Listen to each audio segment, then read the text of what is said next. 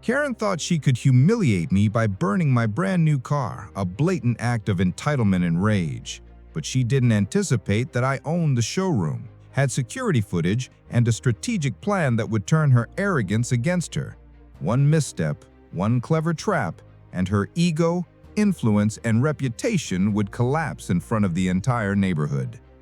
The morning air was crisp, sunlight glinting off freshly frosted trees lining the suburban street. I had spent months saving for my brand new sports car, a rare model with every custom feature I had dreamed of. Carefully parked in my driveway, the car gleamed like a jewel, every line, every polished curve reflecting my excitement and hard work. Then came the first sign of trouble. Karen, the HOA president, had been escalating her petty vendettas for months. From minor complaints about lawn height to threatening letters over decorative choices, she had made her authority known in passive-aggressive and increasingly aggressive ways. I had hoped that ignoring her tantrums would be enough, but that hope evaporated the moment I stepped outside and saw my car, charred, smoking, the rubber melting beneath the wheels. The sight was surreal. My neighbors gathered discreetly at their fences, some whispering, others staring in disbelief. The smell of burnt metal and melted paint filled the air. Someone muttered under their breath, "It has to be Karen," and it was. My security footage confirmed her presence, clipboard in hand, smirked grin, the embodiment of entitlement and arrogance. She had done this on purpose, fully confident that she could intimidate me and assert control. Instead, it lit a fire of calculated vengeance inside me.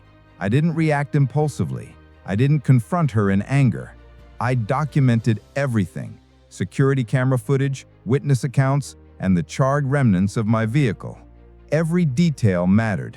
Every angle, every frame, every timestamp would be used to turn the tables. Next, I crafted my plan. Karen believed she could intimidate me publicly, so I turned that belief into a lure. I sent her a discreet invitation, a showcase of my showroom's latest arrivals.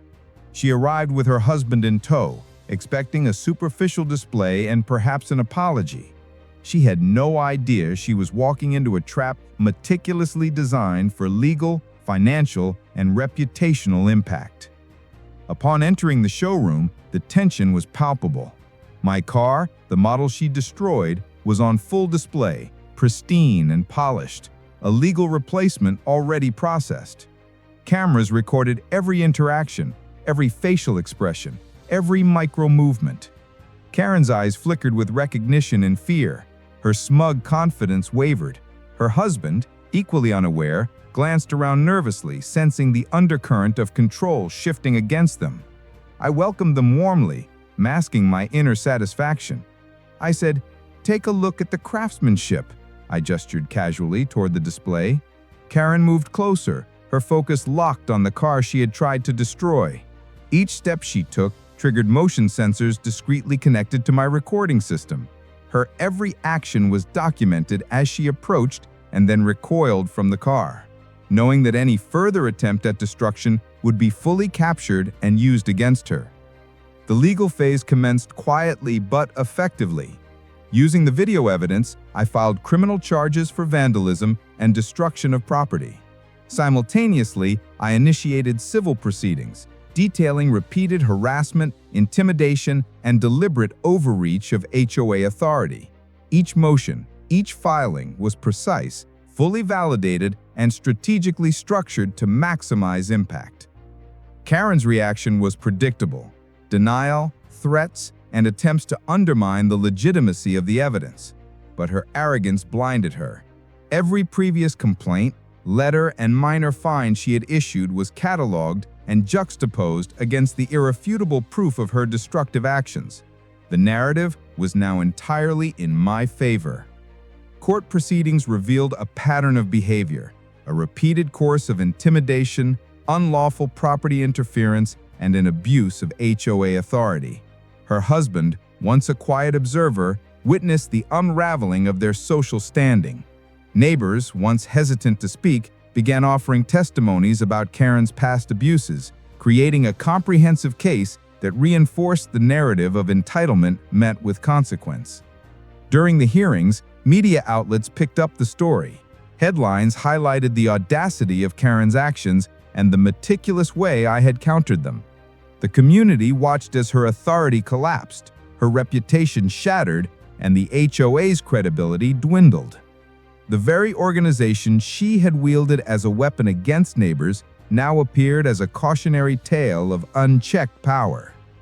Months later, Karen faced penalties, monetary fines for vandalism, restitution for property damages, and the public humiliation of her actions being permanently documented.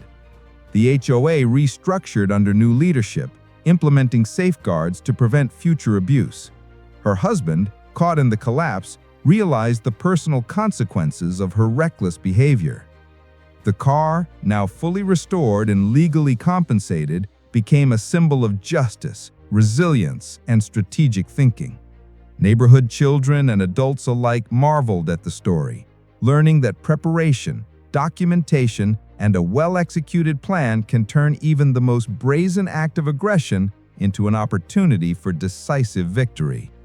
Life resumed its rhythm. The showroom flourished, the street quieted, and the HOA's shadow receded.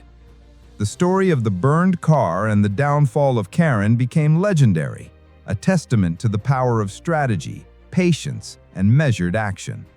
Ultimately, it was a lesson in accountability.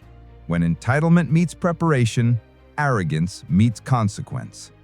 Karen's attempt to assert dominance had backfired spectacularly, transforming her intimidation into public downfall and proving that clever planning can turn even destruction into a triumph.